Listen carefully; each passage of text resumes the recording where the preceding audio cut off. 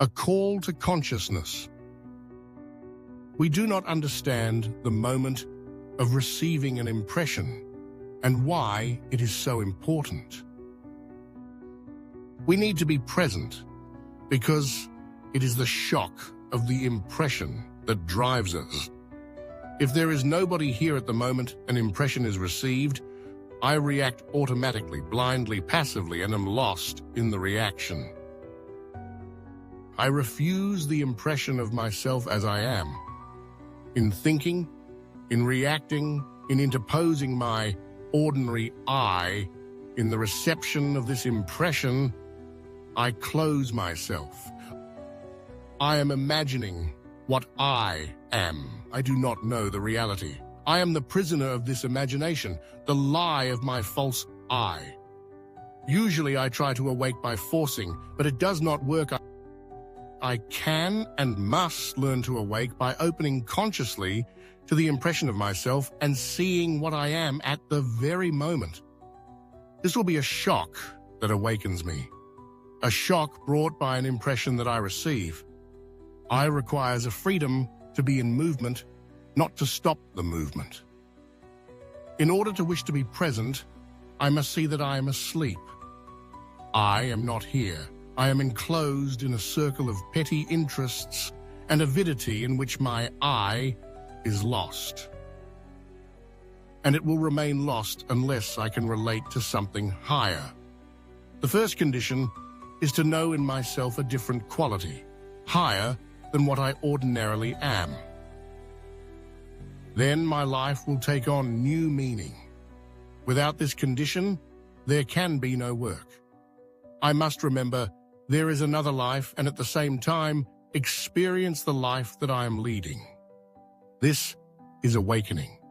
I awake to these two realities. I need to understand that by myself, without a relation with something higher, I am nothing. I can do nothing. By myself alone, I can only remain lost in this circle of interests. I have no quality that allows me to escape.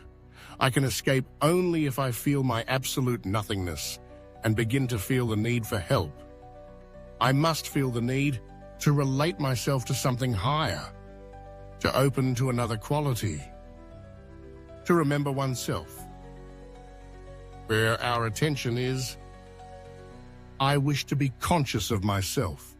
Yet, as I am at this moment, can I know myself? Can I be conscious of myself? I cannot. I am too scattered. I feel nothing. But I see that I am asleep, and I see the symptoms of this sleep.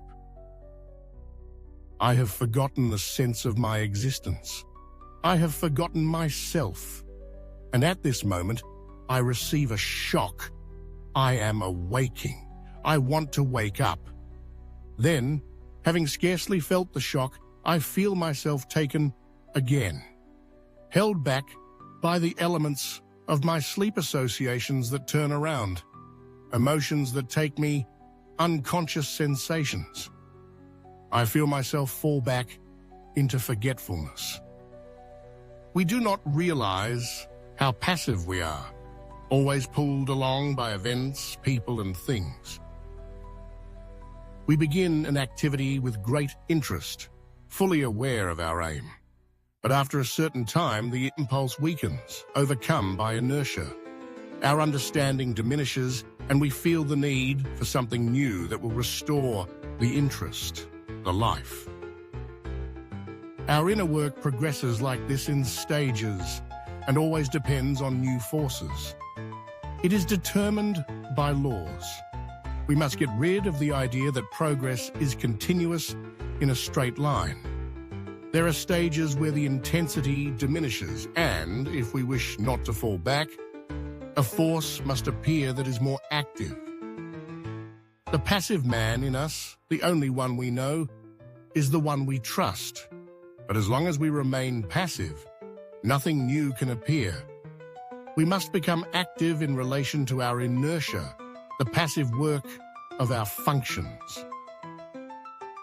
If we wish to change, We must look for the new man in ourselves, the one who is hidden. This is the one who remembers, who has a force that can only be brought by our wish, our will, and must grow degree by degree. It is necessary to see that a more active state, a greater intensity, is possible. I need to recognize that in my usual state, my attention is undivided. When I open to the outside, I am naturally interested in it. My attention goes there. I cannot prevent myself. If my force of attention is entirely taken, I am lost in life, identified, asleep. All my capacity to be present is lost. I lose myself, the feeling of myself. My existence loses its meaning. So, the first step is a separation in which my attention is divided. Our effort must always be clear to be present, that is, to begin to remember myself. With the attention divided, I am present in two directions, as present as I can be. My attention is engaged in two opposite directions, and I am at the center. This is the act of self-remembering.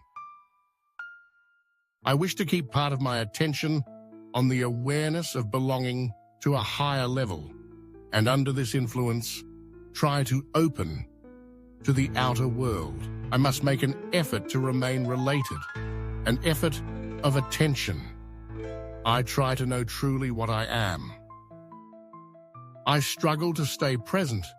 At the same time, with a feeling of I, turn toward a better quality and with an ordinary feeling tied to myself, my person. I wish to see and not forget that I belong to these two levels. We must see where our attention is. Where is our attention when we remember ourselves? Where is our attention in life? Order can be born in us only if we enter into direct contact with disorder. We are not in the disorder, we are the state of disorder. If I look at what I really am, I see the disorder. And where there is a direct contact, there is an immediate action.